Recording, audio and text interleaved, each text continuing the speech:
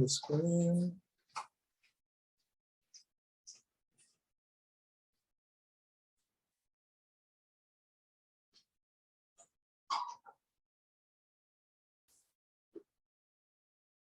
Está aparecendo aí para vocês, pessoal? Aparecendo só você, não tem nenhuma outra coisa aparecendo, não.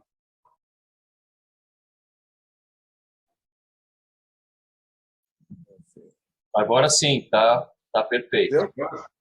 Agora está aparecendo. Top. Bom, pessoal, boa noite. Muito boa noite. Meu nome é Fernando Altran. Agradecer o convite do Paulo e do Emerson, né? Eles sempre muito antenados com as novidades aí que estão saindo, sempre para buscar uma melhoria aí nas condições de uso, não somente das nossas edificações, né, dos condomínios, mas também agora esse olhar diferenciado na manutenção dos espaços públicos, né?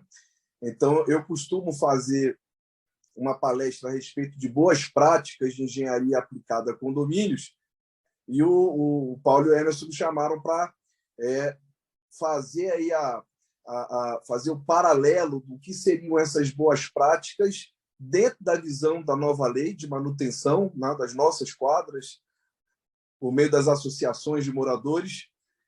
Então, a gente vai bater esse papo, vou trazer alguns pontos que a gente convive no dia a dia, principalmente porque, querendo ou não, né, os prefeitos, os presidentes de associação vão lidar com uma questão agora diferente, que é fazer o uso, otimizar o uso de uma verba pública, consequentemente, as responsabilidades. Vocês estão acompanhando aí todos os dias o que tem sido falado, e é importante que vocês estejam cientes de que, querendo ou não, muitas dessas ações aí vão ter um cunho técnico, e eu vou trazer alguns pontos aqui que precisam estar sob o foco de vocês na hora de fazer o planejamento, estabelecer o plano de ação para poder implementar com segurança, com eficácia, com eficiência,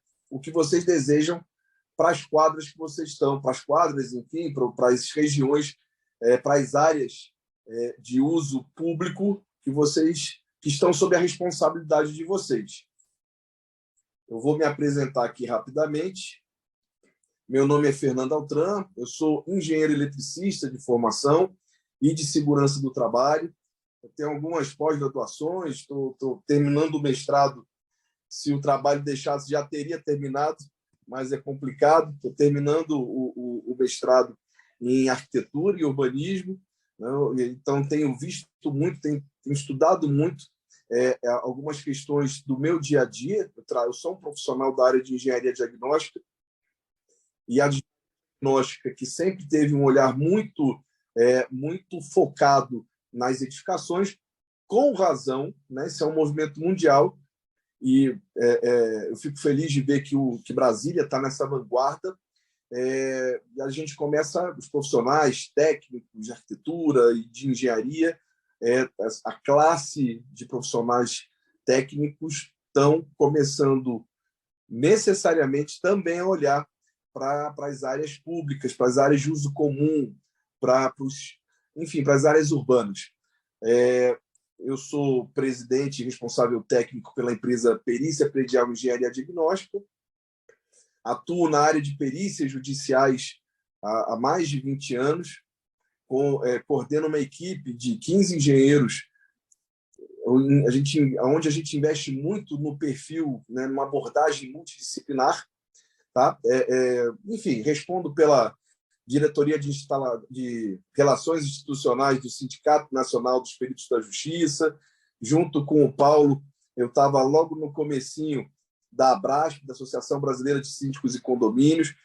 Faço parte também da Abracopel, que é uma entidade que acompanha, uma vez que não existe uma política pública ainda nesse sentido, acompanha acidentes com instalações elétricas, tentando criar políticas e certificações e procedimentos Hoje nós temos no Brasil quase que 3 mortes por dia em função de instalações elétricas inadequadas, que também acontecem em áreas, né, de uso público. Sou da Associação Brasiliense de Engenharia e Segurança do Trabalho, do Instituto Brasileiro de Avaliações e Perícias de Engenharia, também há muitos anos. Participo aí de diversos comitês de elaboração de norma e, enfim, né, sempre que posso, sempre que me convidam, tenho muito prazer em, enfim, trazer um tema que eu gosto muito, que eu estou sempre aprendendo, para apresentar, compartilhar um pouquinho que eu sei, mas normalmente eu acabo aprendendo mais. Então, fiquem à vontade para fazer perguntas, para tirar dúvidas. Ainda estamos caminhando, tateando algo muito novo. Então, tudo que está sendo feito, né, eu acompanho algumas das aulas, imagino que vocês tenham essa impressão também, muito que está sendo feito, querendo ou não, é um paralelo, uma analogia com o que se faz hoje com condomínios, com prédios, e estender esse perfil de trabalho, né, esses procedimentos de trabalho, merecem algumas ressalvas, e principalmente eu vou bater muito nessa tecla, porque afinal de contas vocês estarão trabalhando com dinheiro público. Não que ninguém se importe ou não dê a devida atenção e tenha todos os cuidados com dinheiro privado compartilhado, mas dinheiro público traz por si só outras camadas de precaução, né, na hora de se fazer a devida aplicação deles. Bom, apesar de a gente falar de engenharia, eu queria, né, fazer uma leitura de 2 legislações, obviamente que é a nossa, nova, aqui do GDF, recém-publicada, que trata da manutenção de áreas públicas de interesse social, né, as nossas quadras. Mas, além dela, tem uma... Quando nós voltamos nosso olhar para a questão urbanística, para a questão das cidades, no final das contas, porque tudo que vocês vão fazer agora vai ter um impacto direto na cidade, nós precisamos olhar uma legislação que poucas pessoas se atentam, que é o Estatuto da Cidade. Está até escrito aqui errado, me perdoem, tá? Que é a Lei 10.257, é uma lei de 2001. Tá?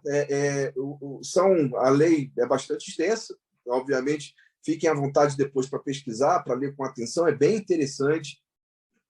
Quem for trabalhar com nessa nova modalidade de aplicação de recursos, não pode deixar de ler o Estatuto da Cidade por uma série de razões, algumas eu estou trazendo para pontuar aqui para você. Bom, de forma geral, o Estatuto da Cidade ela estabelece normas de ordem pública e interesse social, ou seja, está diretamente relacionado com o que vocês estão estudando agora, estão se atentando para poder trazer a experiência de vocês e levar para uma melhor gestão das quadras, né? A política urbana, conforme diz o Estatuto das Cidades, ela ordena o desenvolvimento das funções sociais e da propriedade urbana e traz algumas diretrizes que eu vou ler aqui com vocês, tá? Normalmente as minhas apresentações não tem tanta, eu prefiro imagens, mas querendo ou não, eu peço que vocês tenham um pouquinho de paciência para a gente passar para a gente passar por esse pré-requisito, digamos assim, antes da gente entrar em algo mais realmente técnico. Isso aqui é importante. Eu vi durante algumas palestras, né, desse curso que vocês estão participando, né, dessa série de palestras, de seminários, algumas dúvidas. Eu posso fazer isso, eu posso fazer aquilo, qual é o parâmetro, até onde eu posso ir, eu posso investir em monitoramento, em câmeras de segurança. Pessoal, a resposta está aqui, no Estatuto da Cidade. As diretrizes, né, o que devem ser seguidas, estão aqui. Então, tudo que vocês fizerem, todos os projetos que vocês desenvolverem para colocar, né, enfim, para implementar algo novo, que traga algum tipo de benefício para a região que está sob a responsabilidade de vocês, tem que ter como diretriz, como norte, os pontos abordados aqui. Então, eu vou ler aqui para vocês, e se vocês tiverem alguma dúvida, por favor, me parem aí que a gente tenta descobrir juntos. Diretriz 1, garantia do direito a cidades sustentáveis. Essa palavra vai aparecer muito... Perdão, pessoal, deu um pulo aqui, só um instantinho. Meu Deus. Só um instantinho, pessoal. Deu um pulo aqui, né? Bom, estamos aqui, né? Então, ó, garantia do direito a cidades sustentáveis. A questão da sustentabilidade, quando a gente traz para o enfoque da arquitetura e da engenharia, né, das áreas técnicas também, nós temos que compreender que ela é utilizada em dois contextos. Quando a gente fala de sustentabilidade, a gente está falando de meios, de políticas que suportem o uso consciente das cidades, que preservem os recursos, né, que garantam que as gerações futuras tenham acesso aos recursos naturais que nós temos também. Mas tem uma outra forma de entender sustentabilidade, eu vou falar mais à frente, que diz respeito à durabilidade de um sistema, diz respeito à manutenibilidade. O que eu preciso fazer de manutenção ou aquilo é passível de manutenção. Então, eu só peço que vocês mantenham a mente aberta nessa questão do conceito de sustentável, de sustentabilidade. Então, a primeira diretriz fala do direito a cidades sustentáveis, ao saneamento ambiental, saneamento também é uma palavra-chave, infraestrutura urbana.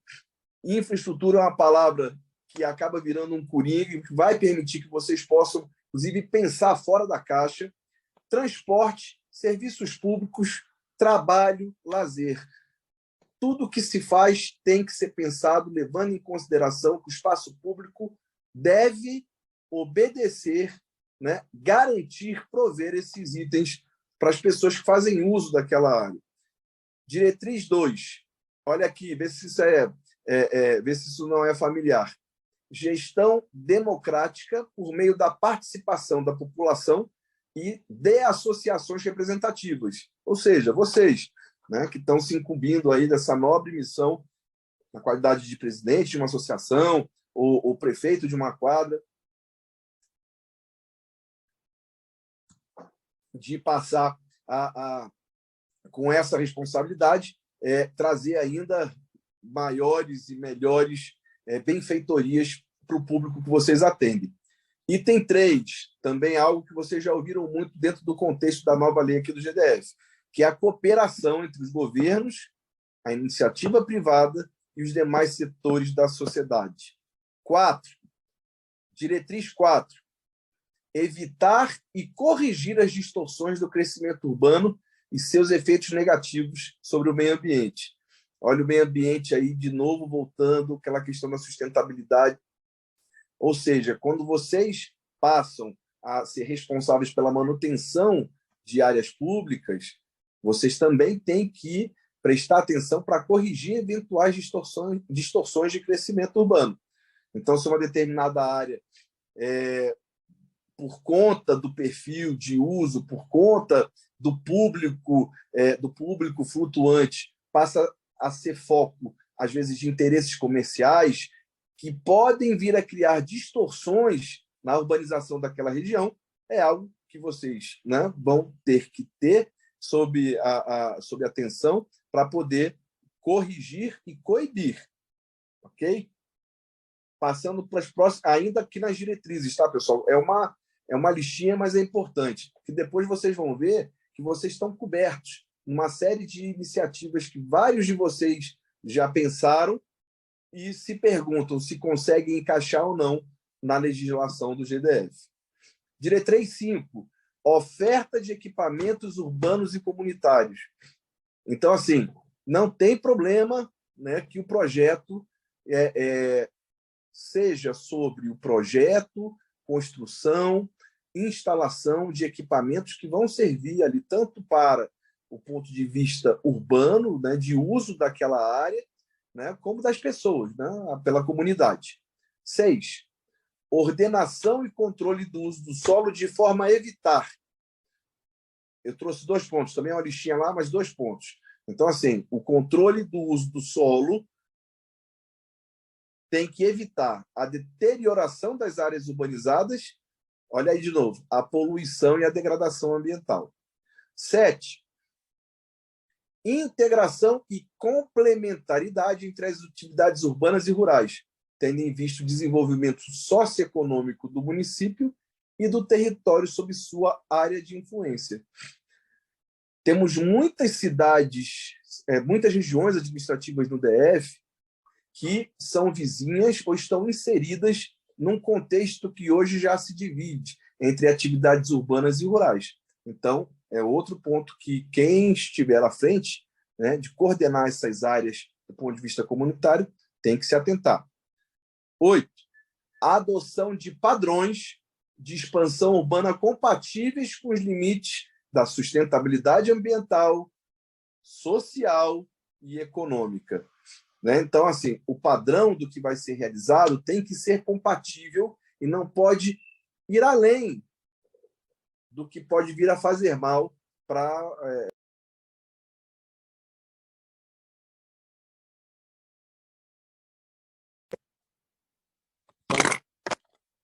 Estão me ouvindo, pessoal? Sim, sim, perfeitamente. Obrigado, desculpa. De vez em quando some aqui a imagem.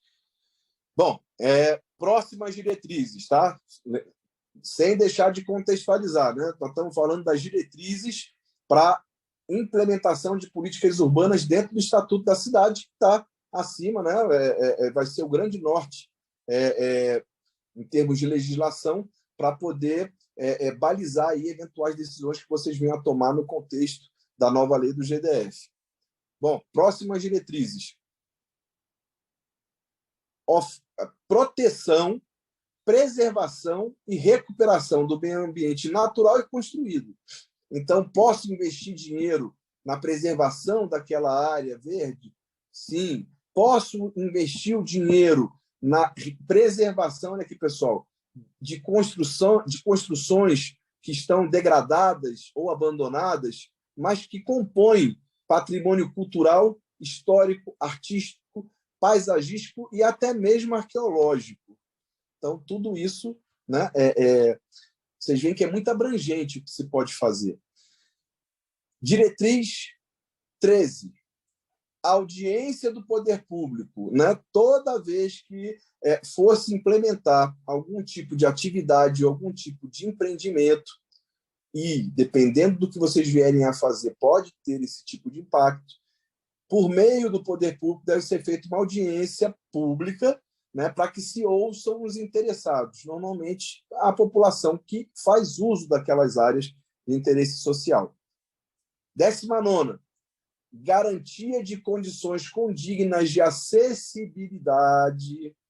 Acessibilidade é um ponto importantíssimo. Muitas quadras, muitas regiões sob a coordenação de associações são bastante superficiais do ponto de vista do oferecimento de uma infraestrutura acessível, né? E isso implica no conforto, isso implica no ajuste das dependências até mesmo das edificações, porque as edificações elas fazem uma interface com a cidade, com o urbano. Então, isso também deve estar dentro do enfoque de vocês. Finalmente, né, para acabar essa primeira legislação, aliás, aquela era a última, né? Daí a gente vem aqui para a legislação do apoio à manutenção de nossa quadra. Também peço um pouquinho de paciência só para a gente fazer esse paralelo. A política urbana tem por objetivo ordenar o pleno desenvolvimento das funções sociais da cidade e da propriedade urbana mediante as seguintes diretrizes gerais. Vocês estão vendo que muito do que foi levantado no Estatuto da Cidade está sendo especificado, está sendo ainda mais detalhado, mas agora no universo, de fato, da execução. Então, a diretriz, né? Jardinagem, capinagem, roçagem, instalação, manutenção e acessibilidade de calçadas, mas não somente de calçadas, tá, pessoal? né? Isso aqui vai muito além.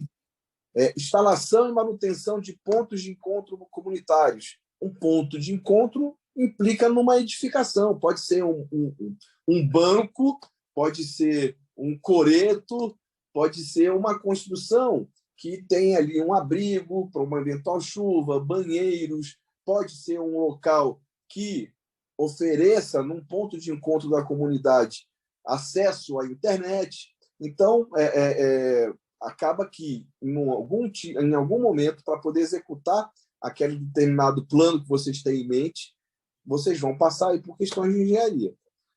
4, manutenção de quadras poliesportivas, né? Então, acaba que um complementa o outro. 5, manutenção de parques urbanos. 6, manutenção de meio-fio. 7, instalação de lixeiras. 8, instalação e manutenção de parques infantis. 9, instalação e manutenção de academias públicas e academias voltadas para a terceira idade. Novamente, aquela região suporta a minha academia, os equipamentos são pesados, né? Necessitam, às vezes, de alimentação elétrica, a minha infraestrutura elétrica chega lá, eu sei por onde passa, como é que é isso? A concessionária de energia vai oferecer o ponto sem custo? Então, as condições de contorno, vou colocar um banheiro comunitário, saída de esgoto, alimentação de água. O item 10 aí, pessoal, instalação e manutenção de ciclovias, podas de árvore, varrição e limpeza das áreas públicas. E, finalmente, implantação de coleta seletiva, que é muito bacana, né? Essa gestão de resíduo hoje, que começa a ganhar uma força interessante em edificações, em condomínios, agora vocês vão ter a oportunidade de levar esses conceitos para as áreas urbanas, né? Então, assim, vai ser muito bacana ver o desenvolvimento do uso e implantação dessa lei. Então, olha aqui, pessoal. Instalação e manutenção de sistemas de vídeo monitoramento, mais conhecido como CFTV. Aí vem instalação e manutenção de ligeira para restos de cigarros, projetos socioeducativos e socioambientais. Vou investir numa área para fazer uma apresentação de cinema uma vez por semana, ou numa área para as pessoas apresentarem seus dotes musicais, não tem problema.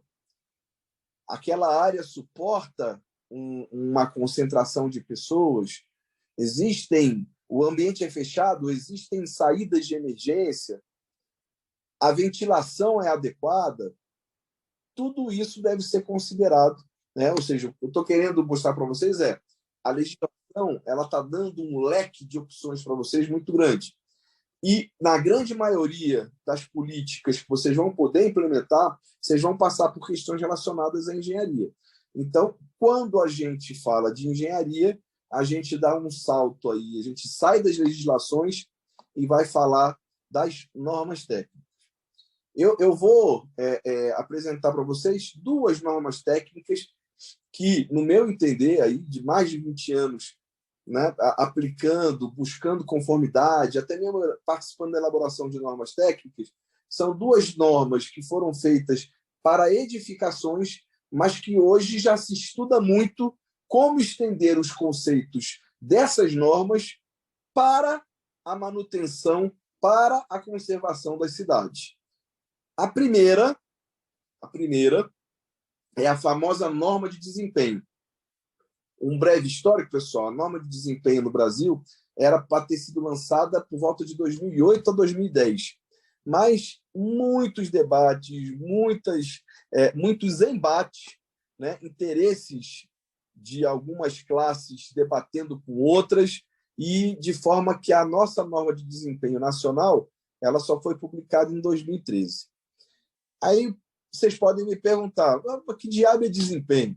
Né? Meu carro está consumindo, está fazendo 30 quilômetros com 1 litro, meu carro tem um bom desempenho, certo?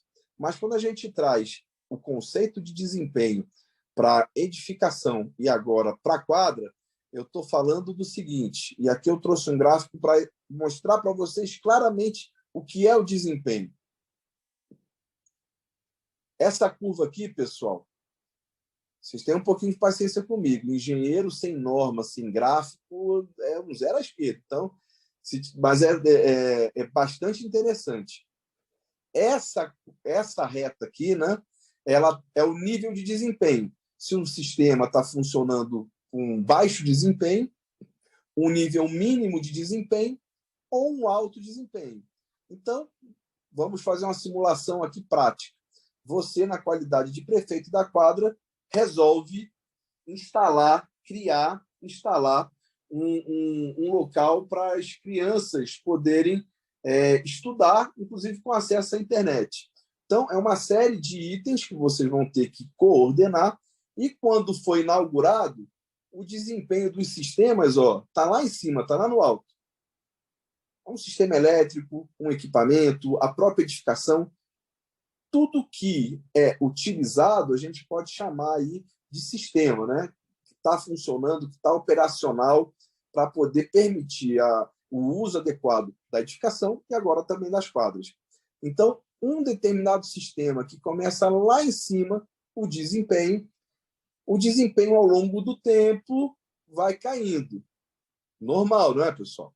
Então, se eu tenho um sistema instalado, ele começa a funcionar muito bem. Por exemplo, uma central comunitária de reaproveitamento de água das chuvas. O prefeito cria uma infraestrutura comum e essa água captada da chuva vai servir para abastecer, para regar as áreas verdes daquela área de interesse social e até mesmo, quem sabe, pode ser um excedente compartilhado com os prédios, né, que estão ao redor daquela região. Então, vamos usar isso como exemplo, um sistema de reuso de água comunitário. Quando eu instalo, assim, né, contratei o projeto, fiz a instalação, está lá, está funcionando, o desempenho dele é bastante alto no começo do uso do equipamento. E esse desempenho vai caindo com o tempo. Se ele cair num nível que nós consideramos mínimo de desempenho, eu digo que acabou a vida útil dele. Exemplo, né? Vou fazer um exemplo aqui de edificação, mas vale para as áreas urbanas também. Instalações elétricas. Instalações elétricas em prédios têm uma vida útil de 25 anos. Né? Então, ao longo dos 25 anos, vai degradando. Quando chega num nível aqui, por volta dos 25 anos, né? Aqui é o eixo do tempo, eu digo que o sistema não está mais com a sua vida útil, aliás, que ele esgotou a sua vida útil.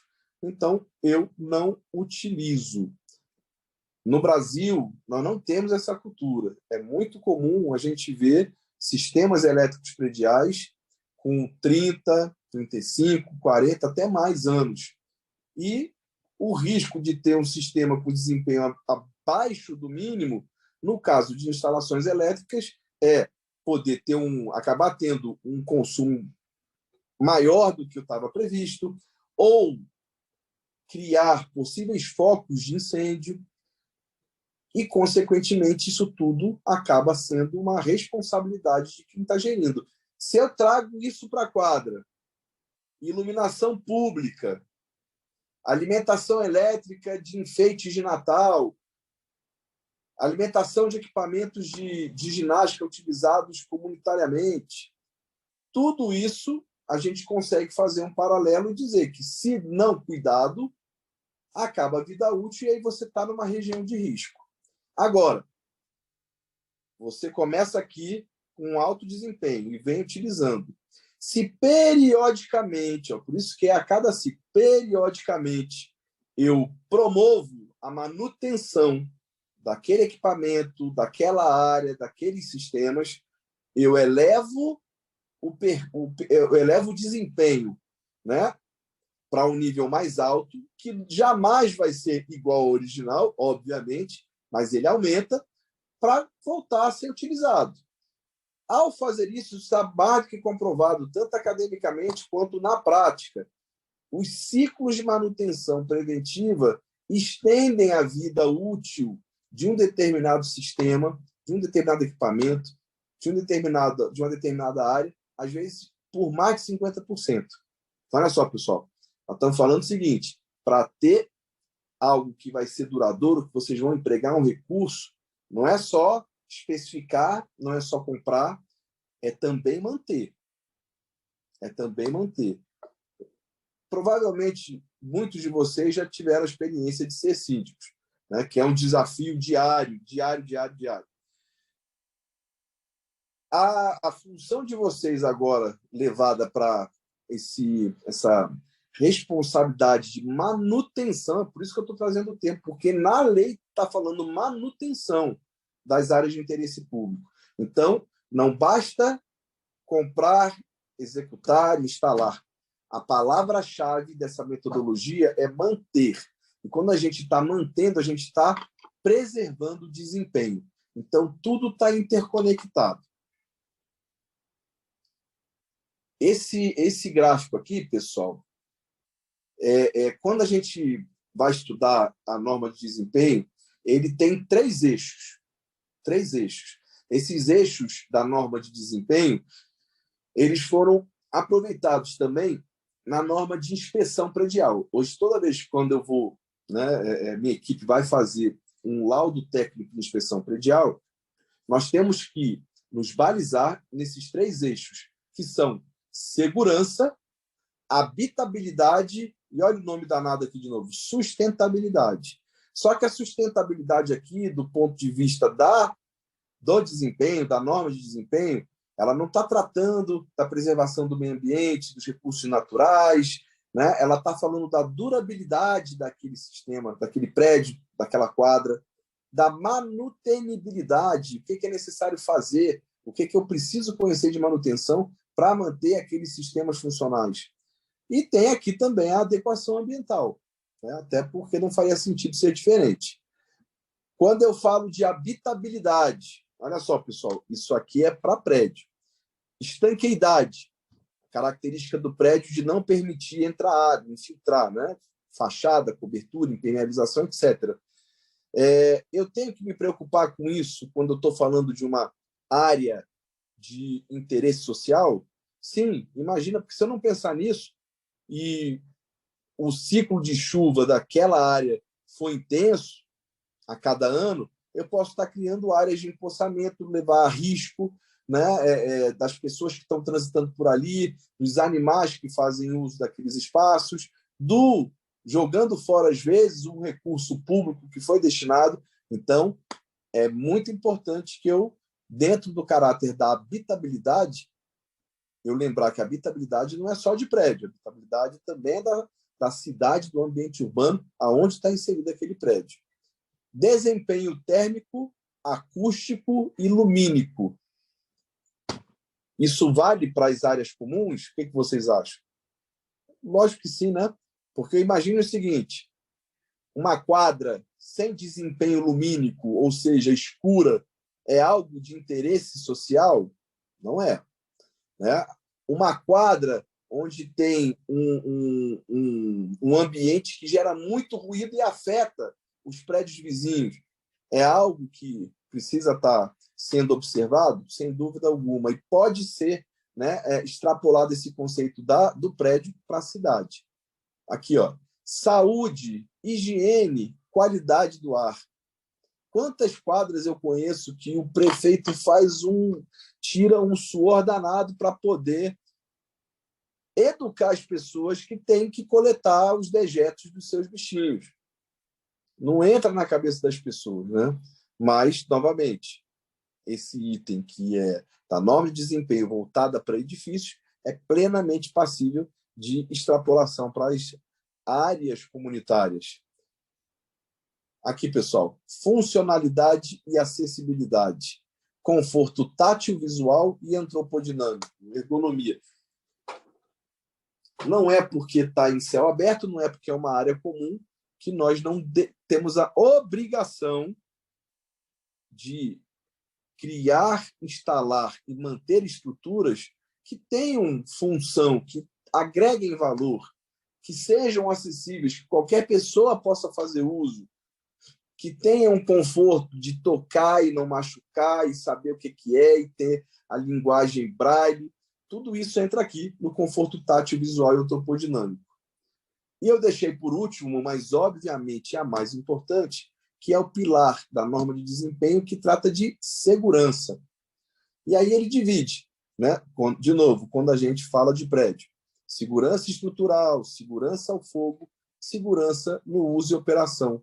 As três são plenamente transportáveis para a realidade das quadras, né? Porque, querendo ou não, debaixo de uma academia tem estrutura, as calçadas têm estrutura, tem instalações elétricas que podem pegar fogo. Eu preciso entender qual é a necessidade, de acordo com a legislação e as normas técnicas de infraestrutura de prevenção e combate a incêndio. Da mesma forma que eu tenho essa visão no prédio, eu tenho que ter essa visão na cidade. E a segurança no uso e operação, que é o dia a dia, pessoal, que é o dia a dia. Não adianta nada empregar o dinheiro, comprar um sistema, instalar aquilo para funcionar e largar de mão, né? Aí vai afetar, e esses três pilares que a gente, né, entende que são requisitos, são exigências do usuário, vão permitir aí o melhor uso da área de interesse social possível. Pessoal, alguma dúvida? Todo mundo calado. Eu estou com medo que ou eu não estou me fazendo claro ou está chato. Tá alguma dúvida até agora?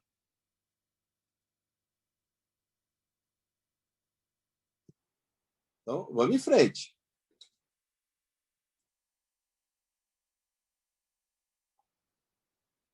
Vamos lá. Então, pessoal, nós falamos, né, eu falei que eu ia trazer duas normas para vocês. Que hoje, quando a gente fala de edificação, né, tem pelo menos 5 normas que são essenciais serem de conhecimento e serem empregadas no dia a dia do gestor condominial. Eu trouxe duas que são as mais importantes e que têm um paralelo direto com a manutenção das áreas de interesse social. A norma de...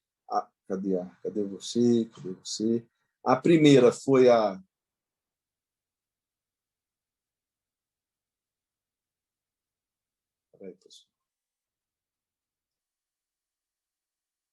A primeira foi a norma de desempenho. Quem quiser anotar aí, a NBR 15.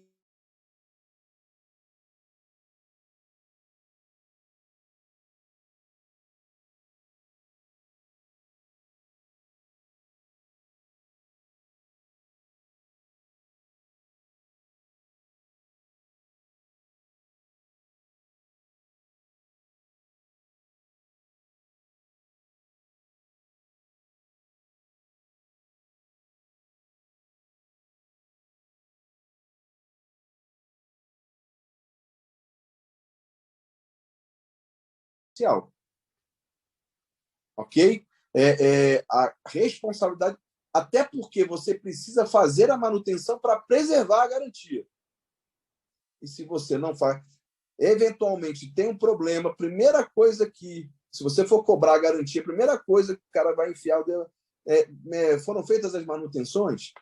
Que manutenção? Então, assim, recebeu a obra, recebeu a reforma, recebeu o equipamento, no dia seguinte, a prática da manutenção, mesmo que seja daqui a 6 meses, mas tem que entrar ali no seu planejamento. Esse planejamento eu chamo de plano ou programa de manutenção preventiva. Voltamos lá para a norma 5674. Bom, pessoal, depois de um tempo, né, o dia a dia de uso com a manutenção continuada, a preservação do desempenho, a extensão, aumento da vida útil, foco na segurança, habitabilidade, sustentabilidade, aí, passado um tempo, começa tudo de novo. Tem que diagnosticar, especificar, aí já é uma especificação de reforma, vou alterar aquela forma em função de alguma necessidade, ou vou só fazer uma manutenção pontual, corretiva, mas o ponto é que tudo volta, né? Então, é um ciclo constante das boas práticas, é um ciclo de vida da gestão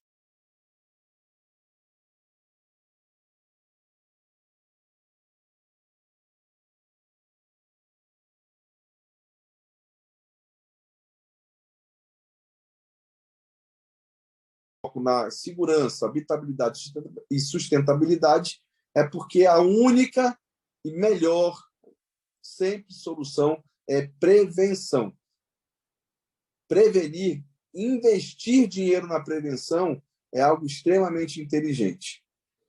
Muito obrigado pela paciência de me ouvirem. Desculpe se às vezes eu dou uma acelerada. Meus contatos estão aí. Esse número aqui é o WhatsApp da minha empresa, mas se vocês quiserem anotar o meu telefone pessoal, peço que anotem. É 61 99966 4479. Por favor, não se preocupem. Se tiverem alguma dúvida, o Paulo é testemunha, a gente vem nessa jornada há muitos anos. Jamais cobramos para ir no local, para dar um apoio, para dar uma atenção, para tirar uma dúvida, porque a gente sabe a diferença aqui.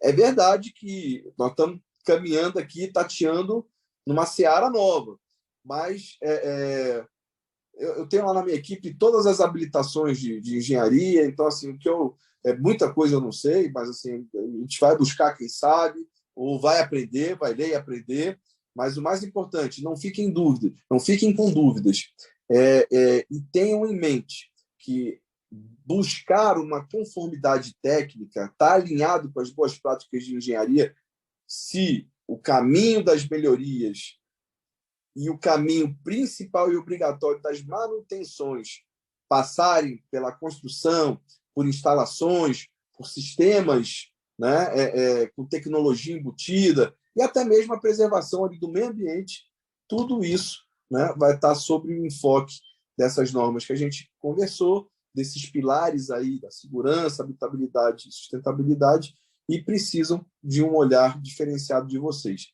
Tá? Podem ligar, podem entrar em contato, e eu vou estar sempre à disposição. Que eu não souber, a gente vai tentar descobrir, mas para poder nos ajudar a conquistarmos esse novo espaço. Obrigado, fica à disposição aí para qualquer pergunta.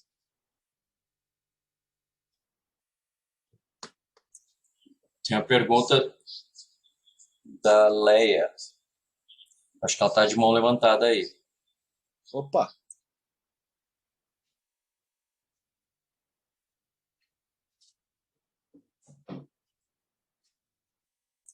Leia, quer fazer alguma pergunta?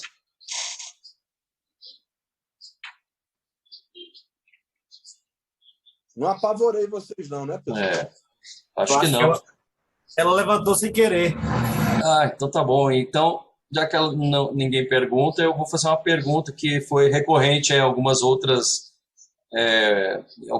encontros sobre a necessidade de ter o responsável técnico e como que é a comprovação, né, a prestação de contas, né? Então, na prestação de contas, eu imagino que tenha que se comprovar, inclusive, quem são os responsáveis técnicos. Aí eu gostaria que você falasse sobre essa relação com a administração pública, né? Porque assim como a administração pública cobra a responsabilidade técnica, eu imagino que ela vai cobrar também, na hora de prestação de contas, quem são os responsáveis, como foi o tratamento desses, vamos dizer, do projeto, da manutenção, e quem deu conta de fazer a contratação correta disso. Excelente pergunta, Emerson. Assim, a regra, pessoal, a regra de ouro é a seguinte: toda e qualquer atividade de natureza técnica, tem que ter a comprovação do seu respectivo responsável técnico. Mas só pode ser engenheiro? Você está defendendo aí os engenheiros? Não. A palavra-chave aqui são profissionais habilitados. Hoje, nós temos o Conselho Federal dos Técnicos.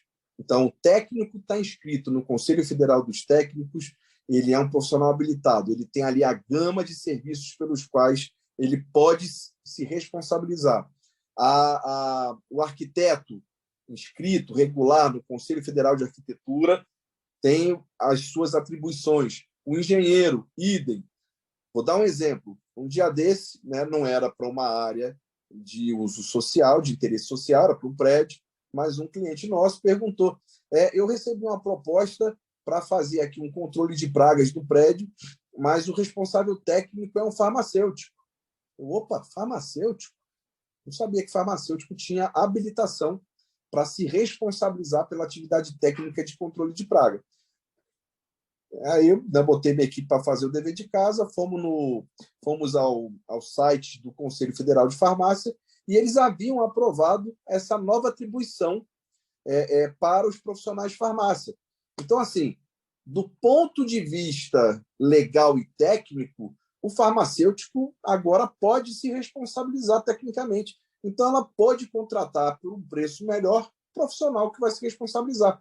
O importante é que, na hora que vocês forem prestar conta, cada atividade técnica tem que ter o seu respectivo responsável, né? Se você contratou um projeto, quem é o responsável técnico por aquele projeto? Se você contratou a execução, quem é o responsável técnico pela execução? Muitas das vezes, pode ser um profissional só, às vezes, né?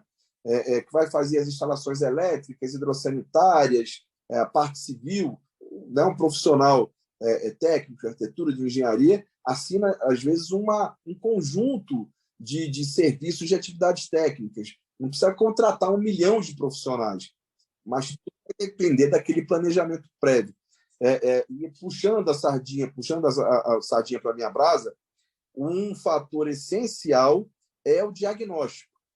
Vocês entrando numa missão dessas, fazendo um diagnóstico, baseado no diagnóstico, elaborando um plano de ação, onde vai estar detalhada ali, vai estar já elencada todas as atividades técnicas pelas quais vocês vão precisar para realizar o plano de vocês, você já sabe qual é o tipo de profissional que vocês vão contratar, né? Se vai ter um profissional, de novo, técnico, arquiteto, engenheiro, acompanhando, né, do ponto, do enfoque técnico, o desenrolar do plano de vocês, às vezes fazendo o papel do diagnóstico, fazendo o papel da especificação, fazendo o papel da fiscalização, né? Lembrando que quem diagnostica, quem especifica, não deve executar.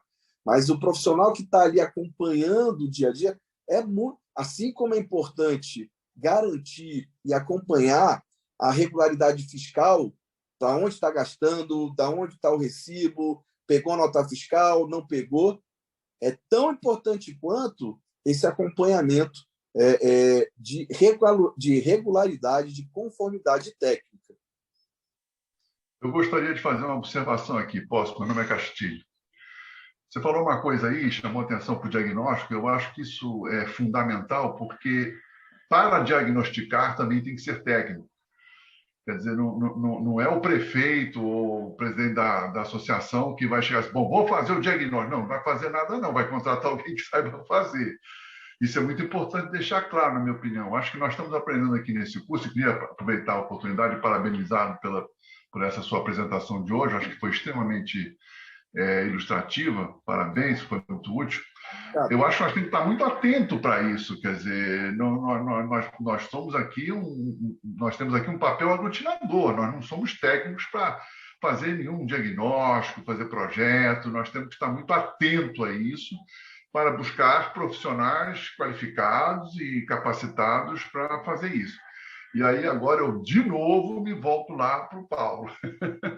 Que Paulo, eu não vejo como a prefeitura de Quadra não possa exigir, vou até ser um pouco audacioso e usar a palavra exigir, uma participação efetiva da administração regional, que terá que, obrigatoriamente, nos apoiar nesse processo todo, porque, afinal de contas, ela tem um grupo de profissionais que podem nos ajudar, se não em tudo, em grande parte disso tudo.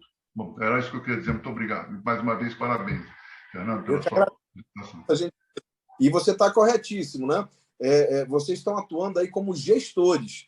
Vocês estão definindo as políticas, coordenando a execução.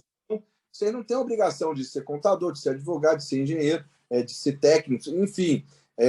Quanto mais vocês se valerem de profissionais especializados, isso é muito bom, pessoal, porque vai fomentar o mercado das áreas, sem dúvida alguma, mas vai também trazer uma segurança para o que vocês vão fazer que acaba gerando um ciclo positivo, né, de fomento às atividades. E, consequentemente, quem sai ganhando com isso é a comunidade, que vai fazer um uso cada vez melhor daquela área de interesse social. E o que ainda vai além, né? O fato de executar uma obra, um serviço, uma revitalização da quadra, a gente tem que estar atento não só para o momento em que isso está acontecendo, mas também para eventos futuros, como a garantia, por exemplo. Quando você contrata profissionais que são habilitados e são responsáveis por aquele serviço, por aquela reforma, aquela obra, você tem uma relação de consumo, e essa relação de consumo ela gera uma garantia. Se você não tiver contratado profissionais que são registrados, habilitados, têm atribuições para fazer esse serviço, muito difícil, quando tiver algum problema, a maioria das vezes fica difícil cobrar garantias e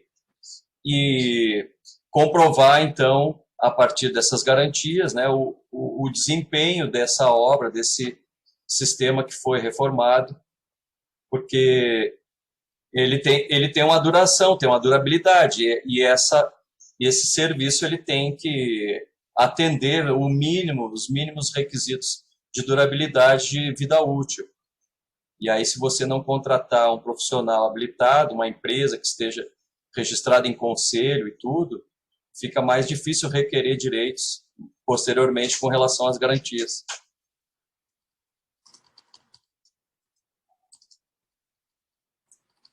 Davi, você quer fazer uma pergunta? Com certeza, não poderia deixar passar. É a pergunta que não quer calar e tenho certeza que muitos estão angustiados em ter essa resposta. Vem muito em contra aí o que o Castilho falou. É o seguinte, eu vou fazer o projeto, fazer o diagnóstico, mas para tudo isso precisa o técnico. No projeto Miroski, pelo que eu percebi, nós não temos a parte da consultoria técnica para isso. Ou seja, o que eu estou vendo aqui, a gente teria que fazer praticamente um contrato de risco, às vezes como faz com advogado. Ó, se eu ganhar, a gente... Você tem a sua remuneração. Se não ganhar, nada disso. Porque como é que a gente vai fazer esses levantamentos se a gente não tem a verba ainda e não sabe nem sequer se ela vai ser aprovada? É claro que nós estamos torcendo para isso. Então, assim, vamos contar com o poder público, a boa vontade de um morador que se apresenta como voluntário. Eu acho complicado isso, às vezes a gente comprometer um projeto dizendo que vai ser feito e ele não está dentro dessas normas técnicas aí que o Fernando, com muita autoridade, nos apresentou. Então, a minha dúvida é essa, como é que a gente vai fazer isso? Antes, sem saber se eu vou ter a grana para pagar a pessoa, ou seja, olha, você faz, se for aprovado, a gente te paga.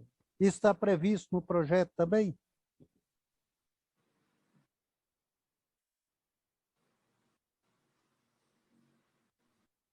É para o Paulo ou é para mim?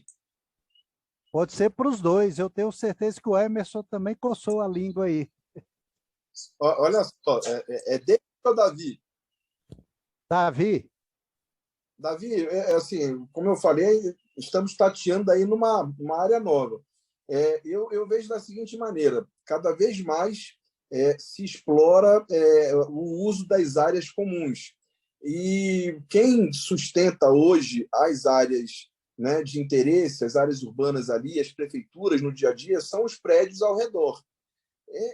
Eu enxergo com bastante tranquilidade uma cotização dos interessados para viabilizar um estudo jurídico, contábil, um estudo de engenharia, até para poder fomentar, buscar ali uma verba para depois focar aquele dinheiro na execução do projeto. Mas, assim, eu entendo a sua posição, né? Como é que eu vou gastar um dinheiro que eu nem recebi ainda? São desafios que vocês vão enfrentar, mas quanto mais embasados quanto mais preparados vocês estiverem e cercados de profissionais, de empresas sérias, especializadas, maior a chance de sucesso na captação desses recursos. E, principalmente, no adequado emprego deles, né? E comprovação, porque depois tem um retorno.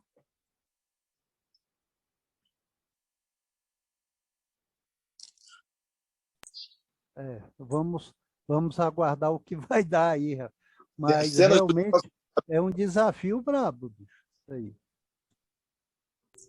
E tem outro detalhe também, você vai preencher todos os requisitos para receber a verba. Ao receber a verba, você vai ter que fazer o melhor uso dela, vai ter que otimizar essa verba para todos os serviços ou para tudo aquilo que você considera importante fazer na sua quadra. E claro, aí você tem o seu limite é a própria verba. Você vai ter que otimizar, então, a contratação desse serviço para caber dentro desse orçamento. Então, uma coisa está meio que amarrada à outra. Emerson, veja bem o seguinte, a verba é para execução, não tem a parte da consultoria, a parte de exames, a parte de visita, a parte dos projetos, entendeu? Então, assim, quando vier a verba, já é para executar. E para chegar a esse ponto, vai ter o gasto. Aí, como falou o Fernando, você tem que correr atrás, talvez, de cotizar, parcerias, alguma outra coisa assim que está além do projeto, além da... Né? Ou seja, está antes da execução aí. Essa minha dúvida aí.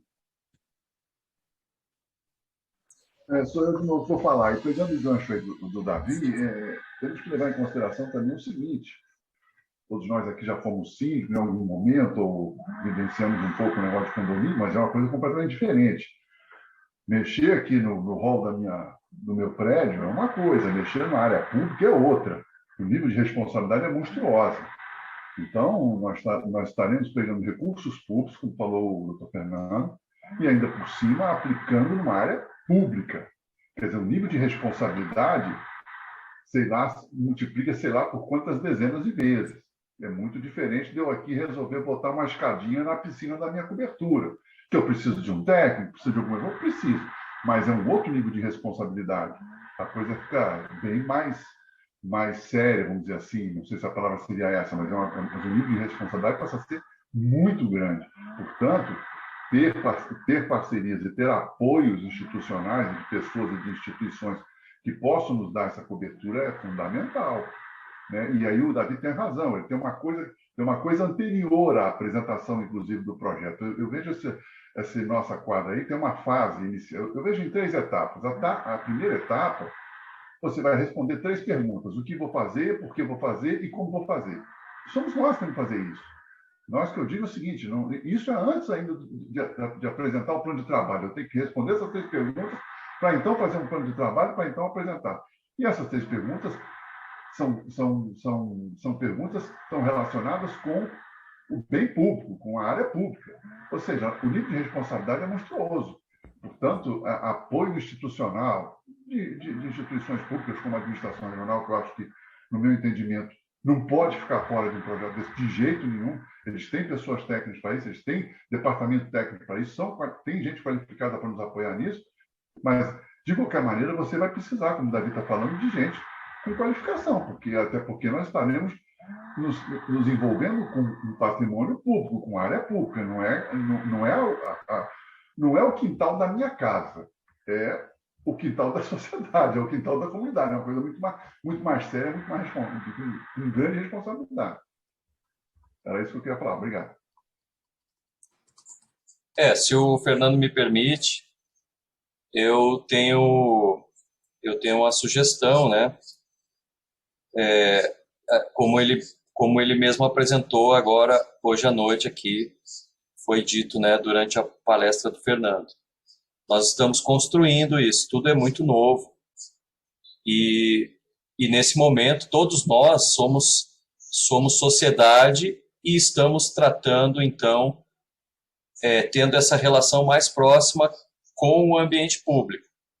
E aí, nesse sentido, a gente vai precisar realmente de parceiros, de empresas e de profissionais que estejam também engajados, estejam próximos da nossa quadra, que estejam próximos da nossa comunidade, para construir isso juntos. Porque o planejamento, todo esse planejamento que você fala, o projeto, o estudo, a viabilidade técnica, tudo vai ter que ser feito previamente, vai ter que ser feito, inclusive, um contrato de parceria, eu imagino, porque vai ter que ser apresentado isso à administração pública. E aí, sim, posteriormente vai se obter a verba, e a partir daí, tendo já esses estudos, tendo projetos e tudo, e já tendo os parceiros, isso é uma construção, a gente vai ter que correr atrás, né? Vai ter que fazer muitas parcerias para poder atender. Por enquanto, essa relação ainda está engatinhando, a gente está construindo isso, mas futuramente a gente vai ter que dar conta, né, de fazer muitas quadras ao mesmo tempo, e as comunidades, os prefeitos de quadra e toda a comunidade vai estar junto nisso. Emerson, e aí se constrói isso juntos. Isso, o que eu estou achando fantástico, inclusive até queria parabenizar aí, Paulo, tudo mais, por ter montado esse curso, eu estou achando fantástico, muito bom, é que ele está nos dando uma abertura, está iluminando, digamos assim, uma área que para nós é um pouco nebulosa, a gente não sabia, né, é como você falou, todo mundo está começando e tal, mas eu acho que esse curso está sendo extremamente importante, extremamente útil, para nos mostrar, inclusive, botar uma luz em cima disso e mostrar para a gente o seguinte, olha, nós somos aqui pioneiros num programa altamente audacioso, espetacular, bacana para chuchu, que vai mudar o perfil dessa cidade, como diz o Paulo, com toda a razão, mas nós temos que assumirmos que temos aí um grau de responsabilidade grande e que temos consciência dessa responsabilidade para podemos, inclusive, junto aos parceiros, sejam eles públicos ou privados, conseguirmos estabelecermos essa parceria, porque é bastante sério esse trabalho, bastante magnânimo, é bastante, sabe, espetacular. Eu acho esse projeto Nossa Quadra assim, uma coisa fantástica, eu me empolguei com isso, parabenizei pessoalmente o deputado por essa lei, mas cada vez mais eu vejo a importância da gente estar bem preparado para trabalhar com esse programa. E só mais uma observação, desculpa, Davi. Todo esse planejamento visa, qual o objetivo disso?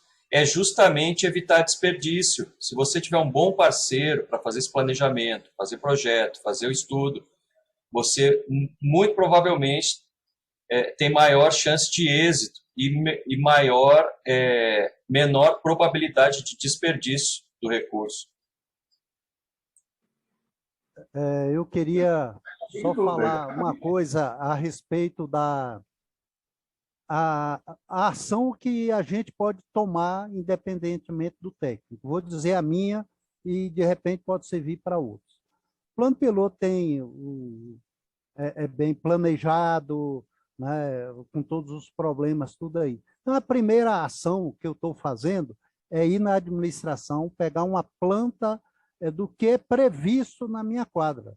Que às vezes eu estou querendo fazer uma quadra de esporte onde vai ser um prédio ou onde vai ser uma escola.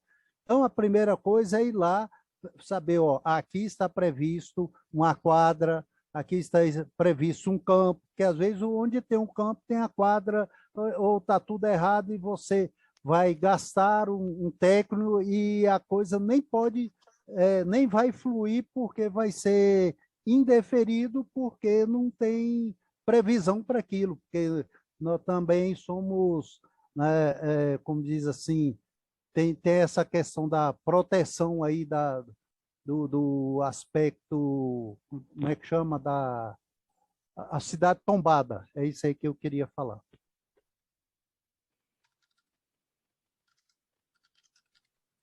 Boa noite, posso falar? Valquíria? Pode sim.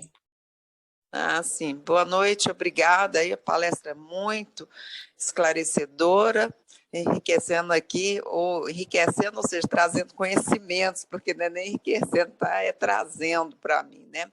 Seguinte, meu plano de trabalho que eu apresentei, o primeiro ia ser de calçadas, então lá, responsável técnico. Como eu sou síndica e conheço um engenheiro que é o responsável técnico aqui, que faz fiscalização, acompanhamento no prédio.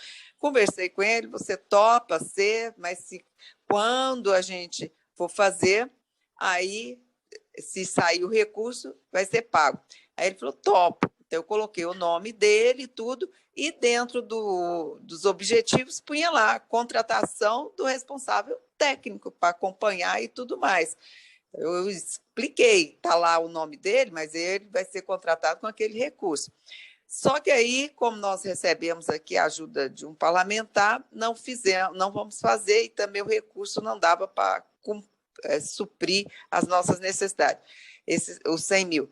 Decidi apresentar outro plano de trabalho, que foi paisagismo e jardinagem. Então, aqui é a entrada da quadra e é em 2 passagens de movimento, 500 metros quadrados. Contratação do paisagista, que vai fazer todo o diagnóstico, vai levantar, contratar, convidar 3 paisagistas para poder fazer. E depois contratar para a execução. O responsável técnico, eu fiquei assim, desesperada, porque eu falei, se eu chamo o paisagista para ser algum, ele já vai ser o paisagista. E o outro que vai executar, então fiquei numa situação difícil. Aí procurei saber se na Nova Cap, como tem tantas pessoas lá, se não teria um para acompanhar. Ah, não podemos e não sei o quê. Final, coloquei meu nome lá e vamos ver, porque eu falei, eu vou vendo, porque de planta eu entendo, eu não sou técnica, igual aí o Fernando falou, tem que ser uma pessoa habilitada. Mas no desespero e em cima da hora, coloquei meu nome. Eu entendo um pouco de planta, eu vou ver o que ele está pondo, o que está fazendo, vou tentar acompanhar. Mas isso eu vou tentar rever lá na Nova Cap e pedir para que eles assumam esse papel de responsável técnico.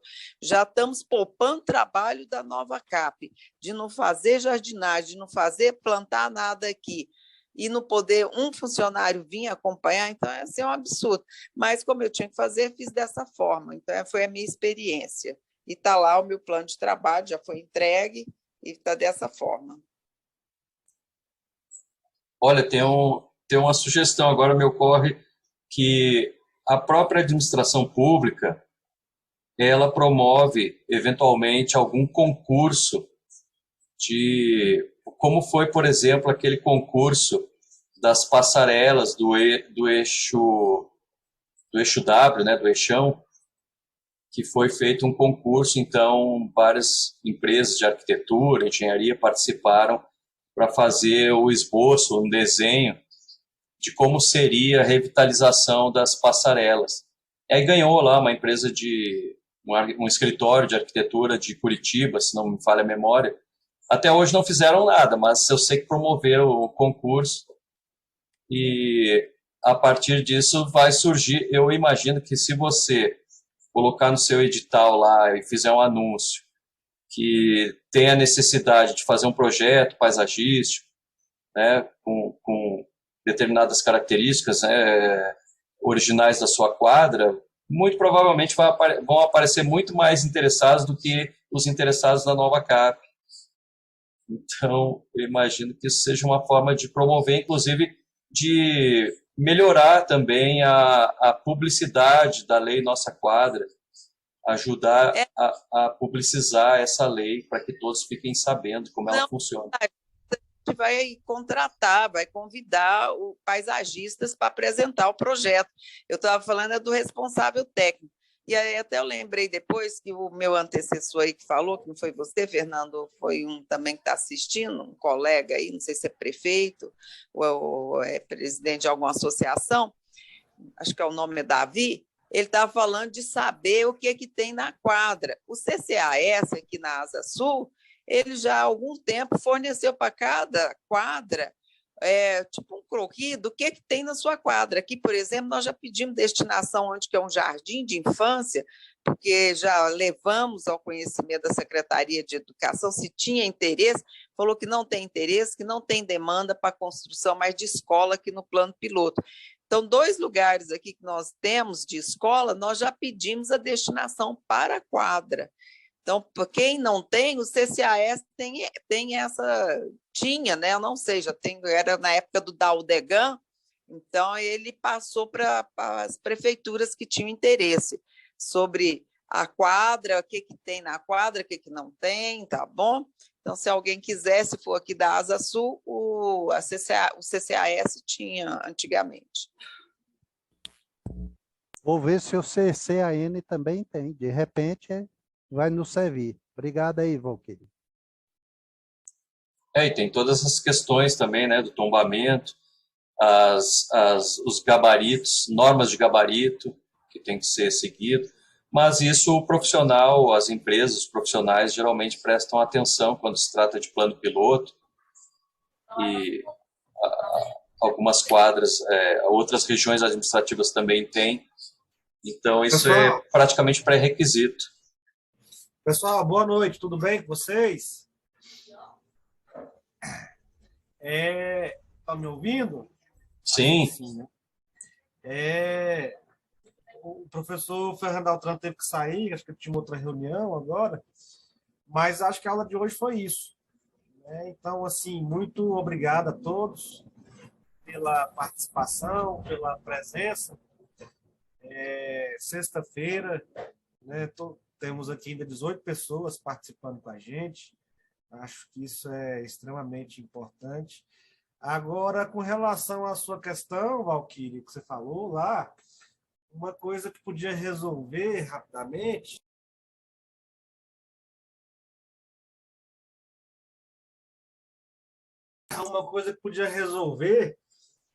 é você ter um técnico, um engenheiro agrônomo, né, registrado no CREA. Ou existe também alguns técnicos também, só que os técnicos são um pouco limitados à questão dos metros quadrados. O engenheiro agrônomo é um pouco maior, né? Eu vou até ver, eu tenho um conhecido que é engenheiro agrônomo, foi vice-presidente do CREA, tal, para ele falar um pouco sobre isso. Até porque existe uma fiscalização também muito grande do CREA com relação a isso, e a prefeitura pode até ser multada, ser notificada com relação... Porque quando tiver, por exemplo, na placa lá da obra, execução de manutenção de jardins, né? É um negócio simples, assim, a princípio, poda de grama...